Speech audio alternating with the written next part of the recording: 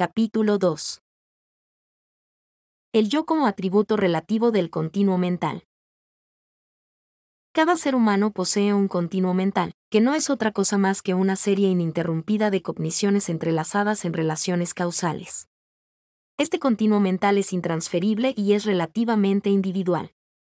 La sensación de ser uno mismo particular y específico se asocia con la existencia del continuo mental personal y se alimenta a partir de su existencia. Un pensamiento actual es el resultado de una cadena de pensamientos, emociones y sensaciones del pasado. Estas son causas determinantes de aquel y están mutuamente ligados y conectados. Las cadenas causales interconectadas son un flujo determinado por la historia personal. El continuo mental, por otro lado, pertenece a un nivel sutil de la realidad.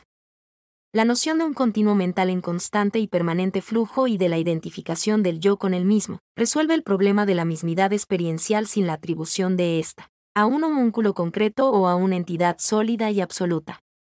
Al mismo tiempo, la misma concepción deja dudas difíciles de resolver, como lo es la idea de que aún no siendo un objeto o entidad concreta, el continuo mental se experimenta como tal. En otras palabras, la sensación del yo se siente como poseyendo una existencia real y unificada, por lo que, si el continuo mental es el responsable de ella, ¿cómo se activa esta y cuál es el mecanismo de atribución de identidad propia y separada a lo que es un flujo y proceso sin identidad real?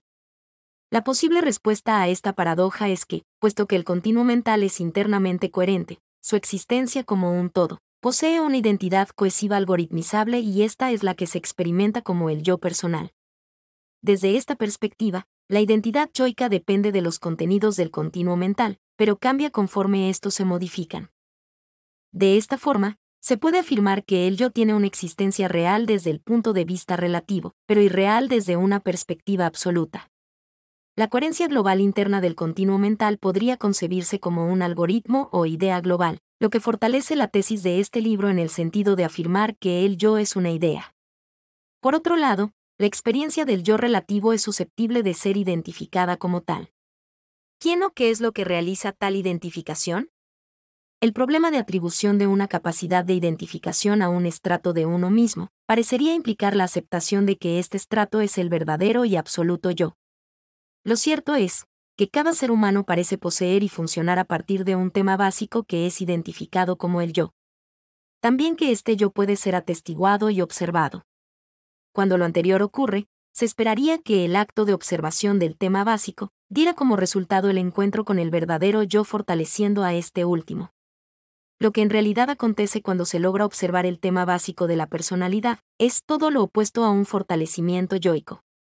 Más bien lo que se produce es la activación de un nivel de conciencia, en el cual desaparece toda referencia estructurada y toda noción de identidad. Se produce un verdadero rompimiento de la caracterología y un renacimiento en una dimensión en la cual todo aparece a la percepción como totalmente nuevo. El encuentro y la observación del tema básico es un acontecimiento extremadamente difícil de provocar, y requiere de un poder introspectivo y una honestidad que pocos seres humanos poseen. Por ello, la mayoría nunca experimentará lo que he denominado ignorancia iluminada, es decir, la experiencia consciente de frescura, originalidad y novedad total de la realidad. Quienes han vivido la ignorancia iluminada, afirman que en ella no existen ya juicios ni conceptualizaciones ligados a una experiencia histórica y condicionada. El estado es de fluidez matizada de una emoción de éxtasis. Quizás sea este un nivel independiente del continuo mental. Si lo anterior es cierto, entonces el continuo mental en su coherencia global es el verdadero responsable de la existencia del yo relativo, y la posición independiente del continuo mental es el estado en el cual el yo como idea es identificado como tal y trascendido. Ahora bien, en esta posición alejada e independiente del continuo mental y, por lo tanto, trascendente con respecto al yo, ¿qué existe? En primer lugar, nadie con carácter personal o individual ligado a un yo concreto. Sin embargo, la experiencia de individualidad persiste, aunque con una abstracción y sutileza mayúsculas. En segundo lugar, una experiencia de fusión entre el observador y lo observado. En tercer lugar, una sensación de libertad total.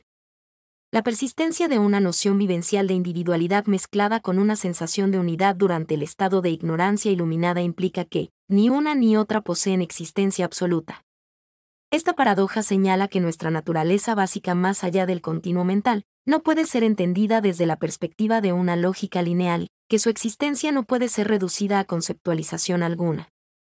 En conclusión, la experiencia del yo relativo está ligada a la existencia de una coherencia global del continuo mental que puede ser algoritmizada. Esta coherencia global algorítmica constituye el tema básico de la personalidad.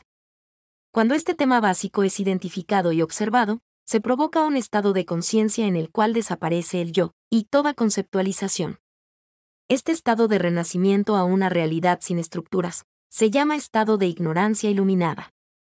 En tal estado desaparece el yo y se provoca una fusión entre el observador y lo observado, pero paradójicamente se mantiene la individualidad. El continuo mental, en sí mismo no posee un yo ni se experimenta a sí mismo como poseyéndolo. Sin embargo, sí posee una cohesión interna y una coherencia global que se interpreta como el yo. Esta interpretación resulta de un proceso de algoritmización, el cual logra identificar la coherencia global del continuo mental a través de una serie de operaciones cerebrales que implican una búsqueda de invariantes. El cerebro actúa como una computadora que analiza y decodifica los contenidos resguardados en el continuo mental, manifestándose en muy diversas formas, entre ellas, la experiencia del yo.